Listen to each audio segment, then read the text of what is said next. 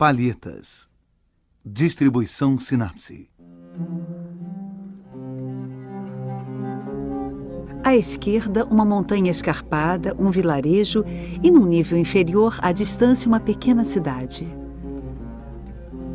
No centro, uma vastidão de água, talvez um estuário ou uma baía. No centro da baía, um promontório verdejante e uma cascata. Ao longe, uma cadeia de altas montanhas. À direita, as copas de várias grandes árvores, faias ou carvalhos. O busto de uma Vênus sorridente, em torno do qual vemos uma roseira e uma flor de cardeal. Amarrados por uma fita rosa, vemos um arco, um carcaz cheio de setas e uma pele de pantera. Uma criança está sentada sobre outro carcaz. Ela está puxando o vestido de uma jovem sentada num banco. O primeiro casal. O homem, agachado, murmura algo no ouvido da mulher sentada. O segundo casal. O homem ajuda sua companheira a se levantar. O terceiro casal. A jovem olha para trás e se deixa levar por seu companheiro. Um cachorrinho os precede.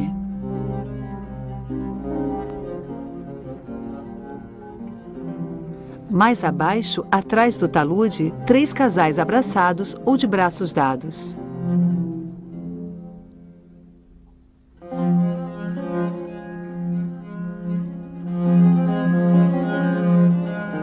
À beira d'água, mais 2 casais parados em um barco. Um homem colocou o pé sobre a murada e estica a mão para sua companheira. A figura de proa dourada é uma espécie de sereia alada e tem uma concha marinha no seu penteado. Em cima dela, outra estátua dourada, um musculoso fauno que está segurando um arco ornado por uma guirlanda de rosas e pâmpanos. O arco sustenta um dossel com uma cortina vermelha. 2 marinheiros nus, de pé, seguram a embarcação contra a margem, fazendo força com as varas. Querubins nus e alados, com arcos e tochas, voam pelo céu.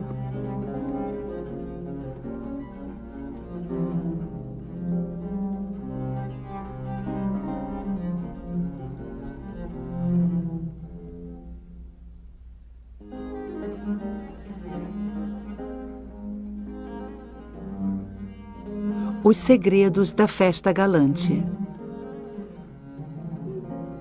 A peregrinação à ilha de Citera. Antoine Watteau. Museu do Louvre, Paris.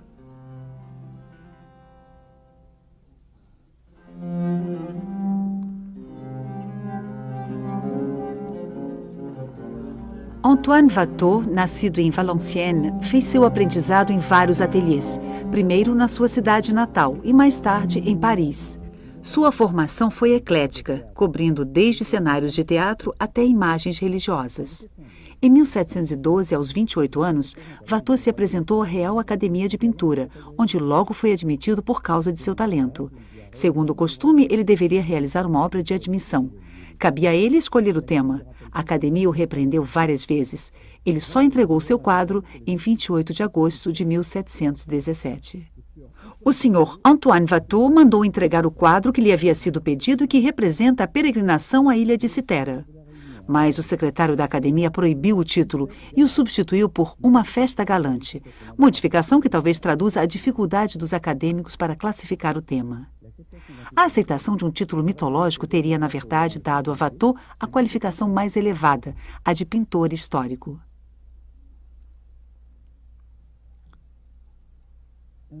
Um ou 2 anos mais tarde, Watteau pintou uma réplica do quadro, sem dúvida para Jean de Julienne, o principal colecionador e protetor do pintor. A gravura, realizada por Tardieu a partir do segundo quadro e intitulado O Embarque para Citera, popularizaria o tema em toda a Europa. Também alimentaria a confusão entre os 2 quadros, que não são distinguidos por muitas pessoas.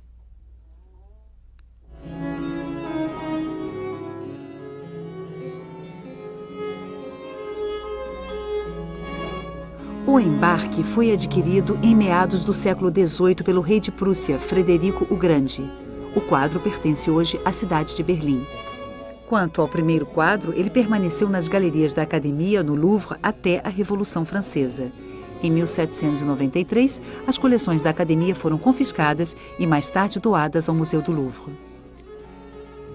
O quadro começou então a ser chamado de O Embarque para a Ilha de Citera e manteria esse título por mais de um século e meio, até voltar a ter seu título verdadeiro.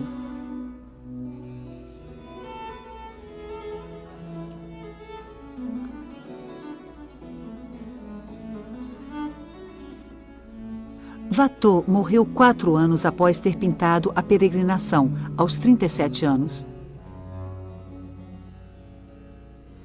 Durante sua breve carreira, ele foi um célebre desenhista e um decorador muito requisitado.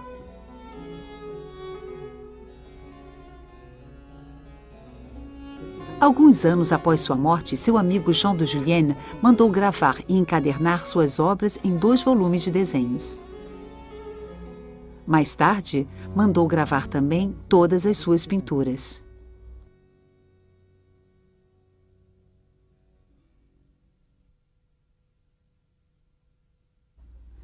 Vários quadros, hoje desaparecidos, são conhecidos graças aos álbuns de Julien. Watteau enchia cadernos de desenhos com rascunhos e depois escolhia personagens, figurinos ou elementos decorativos para compor seus quadros. A Peregrinação surgiu, portanto, da justaposição de vários desenhos.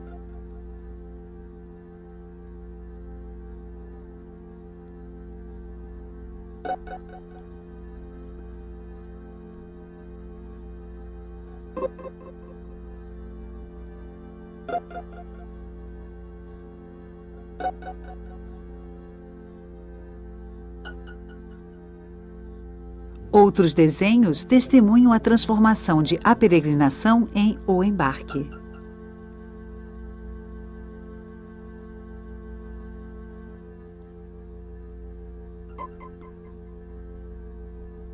Watteau também copiava gestos ou rostos dos pintores dos quais ele gostava. Por isso fez esses rascunhos dos personagens de um quadro de Veronese.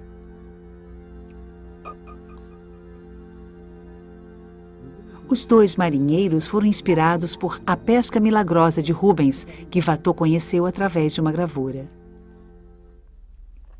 O quadro mede 1,94 m por 1,29 m. Foi pintado sobre uma tela de cânhamo de espessura média, com granulação aparente e trama irregular.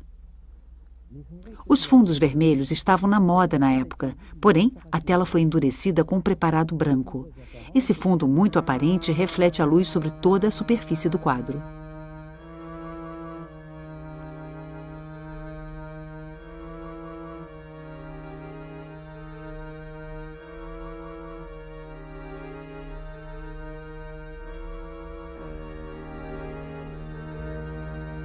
Os personagens e os detalhes da parte central foram desenhados com pincel e pigmento cinza.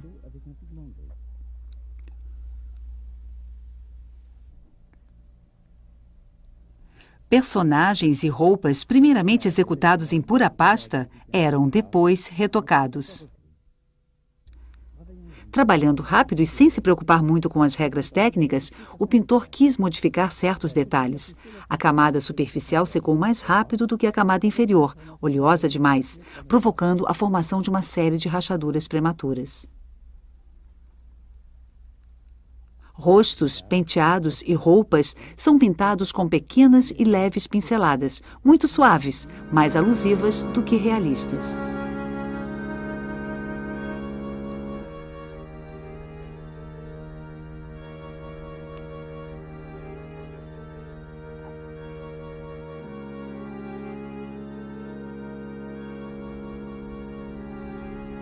Houve várias correções. O braço de um marinheiro tinha uma posição mais elevada. Da mesma forma, um querubim foi primeiro pintado de costas atrás de uma das mulheres. Talvez a estivesse empurrando. Depois, Watteau o cobriu e o pintou de frente um pouco mais longe. Depois, apagou-o novamente. Desta vez, ele flutua no espaço. Essas correções são visíveis hoje porque as camadas que as recobriam tornaram-se com o tempo mais transparentes. Muitas vezes envernizado, o quadro havia adquirido um tom escuro amarelo amarronzado. Os contrastes de cor haviam desaparecido. O céu não mostrava mais nenhuma luminosidade crepuscular. Em 1984, na véspera da grande exposição do tricentenário de nascimento de Watteau, a peregrinação foi restaurada e o quadro voltou a ser mais nítido. A cena representada pelo quadro está totalmente contida dentro da moldura. Nós a vemos como um observador afastado do grupo, localizado numa elevação à beira do rio. Dominamos os personagens e nossa vista se estende até muito longe pela vastidão de água. A posição foi escolhida a fim de tirar o melhor proveito de todos os elementos decorativos. Os planos de fundo são azulados conforme os princípios da perspectiva atmosférica. Watteau tomou emprestado de Bruegel ou de Leonardo da Vinci esse tipo de penetração que atravessa em profundidade os planos de fundo do quadro. Talvez também venha de Da Vinci essa maneira de separar o espectador da cena pela moldura abrupta de uma espécie de barranco selvagem. A Tiziano e aos venezianos pertence essa organização espacial simples com planos sucessivos bem delimitados. As massas que contornam a paisagem são como adornos de teatro presos à ribalta. No segundo quadro, o enquadramento é ligeiramente mais fechado nos personagens. O ponto de vista é diferente, a visão menos aprofundada. As montanhas levemente perceptíveis em meio a uma bruma dourada situam-se mais embaixo. As copas das árvores se estendem mais para a esquerda do quadro. Watteau toma emprestado também dos venezianos a técnica de modular uma grande variedade de tons a partir de alguns poucos pigmentos.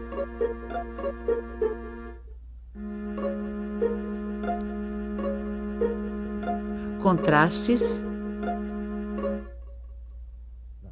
variações.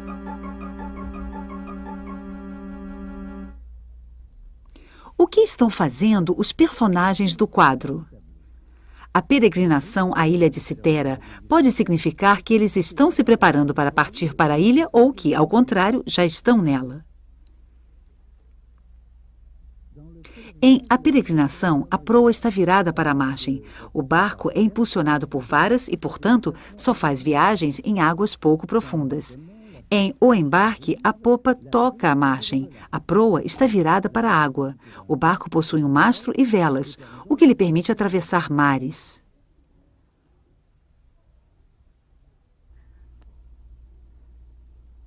Um busto de mulher sobre um pedestal que termina em forma de mísula. No Império Romano, esse tipo de estátua demarcava as fronteiras. Talvez estejamos na fronteira do território de Vênus. Mas a paisagem de A Peregrinação é ambígua. O plano aquático é estreito e contido, circundado em parte por altas montanhas. Da mesma forma, na Ilha Encantada, Watteau mostra uma paisagem que circunda um corpo aquático. Talvez o pintor tenha se inspirado nas narrativas de viagem ou nos mapas que faziam de Citera uma ilha com um litoral mais recortado e montanhas mais elevadas do que na realidade. A ilha de Citera, na época, tinha o nome de Cérigo e era uma colônia veneziana. A iluminação vem da esquerda. As sombras são longas. Mas por falta de informação não podemos dizer se são as primeiras horas da manhã ou o final da tarde. Da mesma forma, a folhagem das árvores mistura cores primaveris e outonais. Os personagens não participam de uma ação precisa, mas, unidos por um arabesco, formam uma espécie de guirlanda que dá continuidade às guirlandas da estátua e do barco.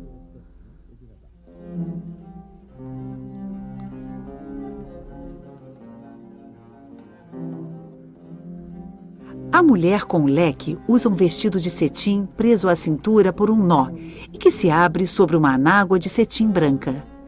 Esse tipo de vestido apareceu em Paris em 1705. Várias pregas paralelas partem dos ombros e se abrem em forma de sino sobre uma anágua reforçada por anquinhas.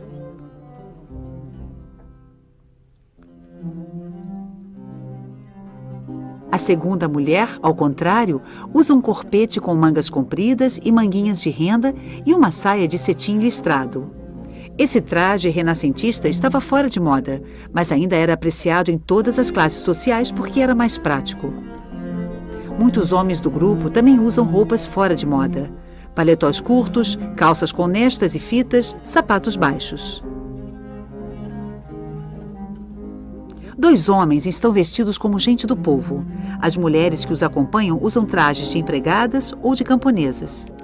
Um homem usa um costume de cetim justo e uma capa com um drapeado elegante. É o traje de O Indiferente. Um de seus companheiros usa a roupa de Mezzetino, o valete aventureiro e músico da Commedia dell'arte, o seresteiro. Os comediantes italianos foram expulsos da França por ter montado uma peça na qual a senhora de Maintenon achou que eles faziam troça dela. Watteau usa muitas vezes seus figurinos.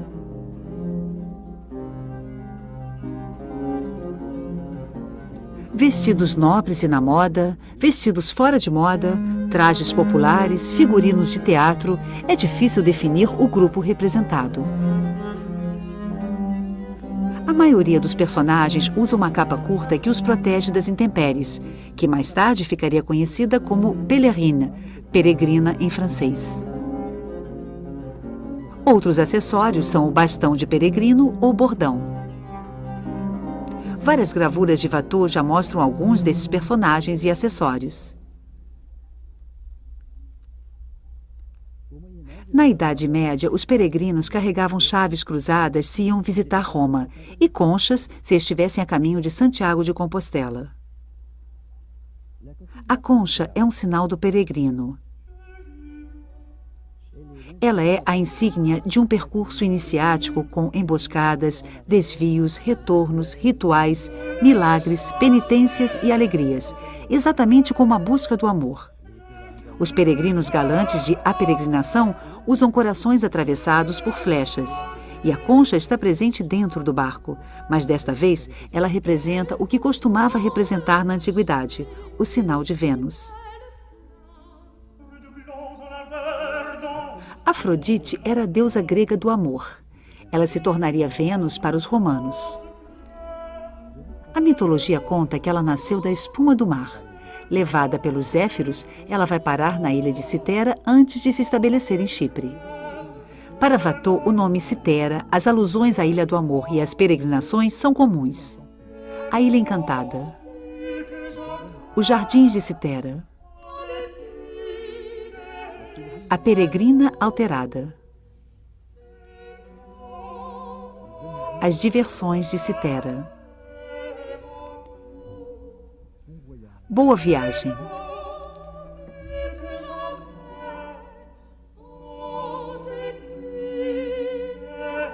A Ilha de Citera. Grupos de peregrinos estão prontos para embarcar numa espécie de gôndola conduzida por querubins. O traje dos personagens, a localização da árvore, do barco, das montanhas, anunciam a peregrinação. Já foi dito que o quadro representa uma comédia de Dancourt, As Três Primas.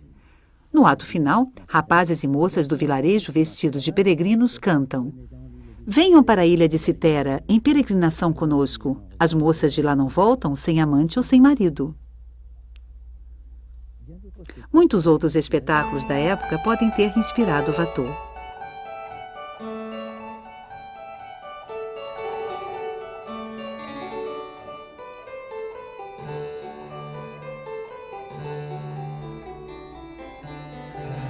No mesmo ano de A Peregrinação, François Couperin compôs O Carrilhão de Citera. A viagem a Citera também deu origem a vários romances.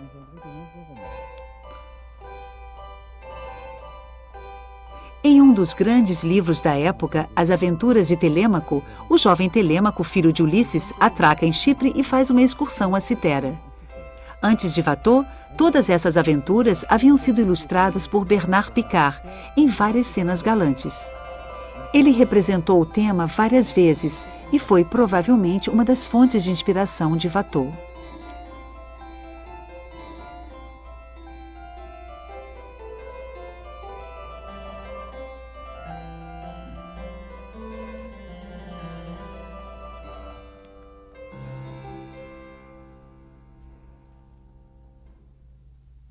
Desde a Idade Média, o percurso iniciático dos amantes é muitas vezes representado em jardins ou paisagens simbólicas.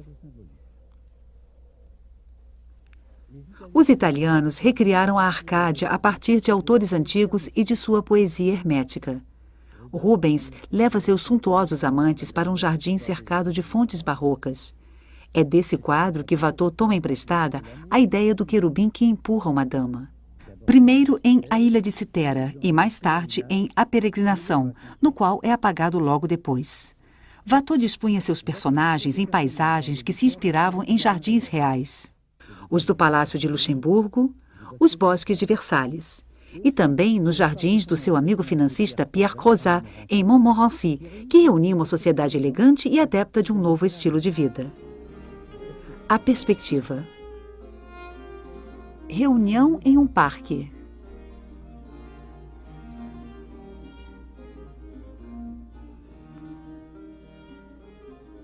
Reunião ao ar livre.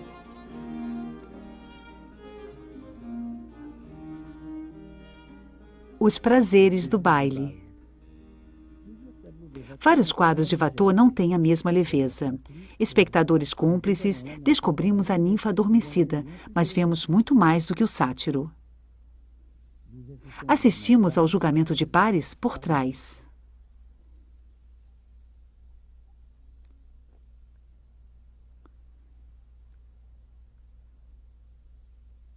Em A Toilette, nos tornamos testemunha da jovem que se despe. Outros olhares que se cruzam, o da empregada, o do cachorrinho, o do querubim esculpido. Notamos mais uma vez o símbolo de Vênus, a concha. Uma outra toilette. A grande concha simbólica tornou-se o receptáculo das abluções íntimas da dama. E o gênero galante, delicado, alusivo, nunca está longe demais do gênero lascivo. Os jogos de Citera são, antes de mais nada, jogos e brincadeiras de amantes. Logo passarão ao amor físico. Enfim, confunde-se Citera com o Parque Saint-Cloud, lugar famoso pelos encontros pouco castos. Costumamos dizer ir a Saint-Cloud, fazer peregrinação a Saint-Cloud. Alusão sob forma de paródia. Em A Ilha de Citera, Watteau pintou de fato as balaustradas da cascata de Saint-Cloud. Em meio a essa ambiguidade, a esse equilíbrio entre amor cortês e festa sensual, talvez resida também o espírito de um momento histórico. Com a morte de Luís XIV, a severa ordem moral instaurada havia vários anos foi logo relaxada. O príncipe regente, Philippe de Orléans, gosta de teatro e diversões. Um de seus primeiros atos foi chamar de volta à França os comediantes italianos. Verdadeiros círculos de libertinos relatados pelos enciclopedistas da época preconizam tempos dourados modernos e o prazer do momento. Em um quadro da época, o regente é representado como Baco.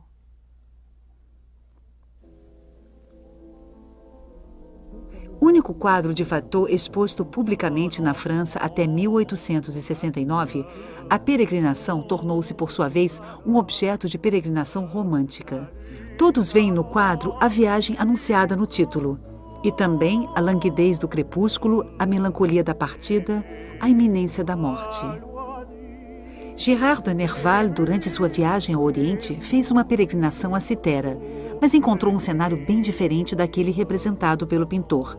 Vê apenas um homem pendurado numa forca. Imagem retomada por Baudelaire em um poema de As Flores do Mal. No início do século XX, outro ponto de vista, mas, sem dúvida, o tema é a partida para Citera.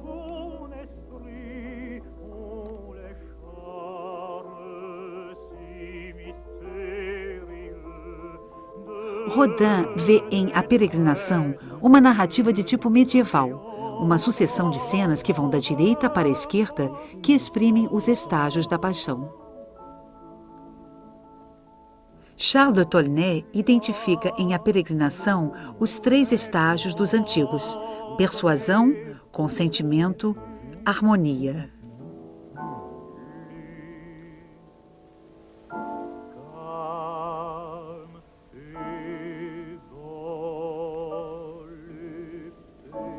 Em 1961, Michael Levy propôs que o quadro fosse analisado a partir de um novo ponto de vista. É o fim do dia. O lugar é dedicado a Vênus. As flores circundam a pedra. As rosas já morreram ou foram colhidas. Um rito foi, portanto, realizado e nós estamos no caminho de volta de Citera. A tristeza explícita do século XIX seria explicada por esse tema implícito. A versão de Berlim confirmaria essa hipótese. Os amantes estão unidos por guirlandas de rosas. Claude Ferraton, ao contrário, pensa que em A Peregrinação estamos partindo para Citera, enquanto em O Embarque estamos na ilha. A admissão de Watteau na academia teria sido um semifracasso quando os membros recusaram seu título. Ele refez então o quadro, torna-o mais conforme às ideias dos acadêmicos, dando mais importância a Vênus e mostrando que a peregrinação foi realizada. O quadro de Paris representaria o amor no futuro, o de Berlim, o amor consumado. Os mistérios de A Peregrinação irritam os curiosos. Alguns acreditam ter encontrado escondidos entre as folhagens pássaros, rostos humanos, ursos, personagens que fazem um sinal. Outros acreditam ter visto a assinatura do pintor em um tufo de grama, ou até o W inicial do seu nome na forma da guirlanda humana. O quadro ainda nos fará sonhar. Ele pertence à categoria de grandes obras míticas que talvez não tenham um significado preciso, e sim possibilidades infinitas de leitura. Poderíamos imaginar que se trata de uma meditação sobre a partida. Todas as partidas em direção a uma alegre festa implicam uma volta melancólica. Há sempre um barco que nos espera, o do amor, o de Caron, que nos faz atravessar o rio Styx. Toda partida comporta a sombra da grande partida. Poderíamos pensar que se trata de um sonho. Em um cenário composto, personagens similares, mas com roupas diferentes, se movem com uma finalidade obscura. Mundo encantado, às vezes tranquilizador, às vezes inquietante. As árvores graciosas, os prados, as flores, as aldeias, a estátua viva de Vênus. Mas também as montanhas inacessíveis, os bosques sombrios e profundos, o barranco que nos separa da cena, e o tronco que, como um dragão, poderia engolir o barco. E esses marinheiros que poderiam nos levar tanto para o inferno quanto para o paraíso.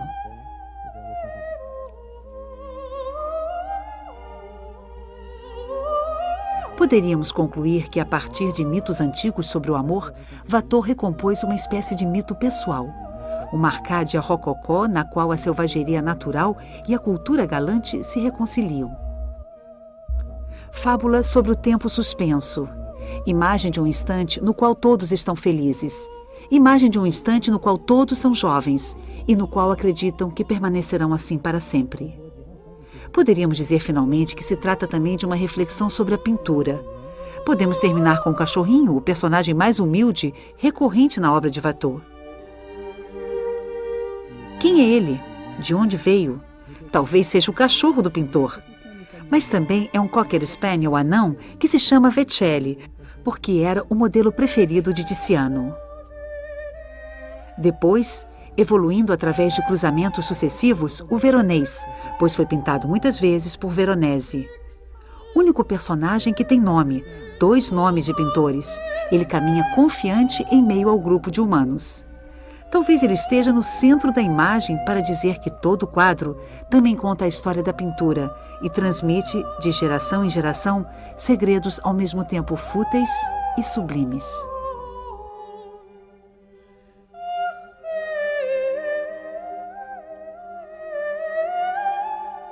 Versão brasileira Audio News.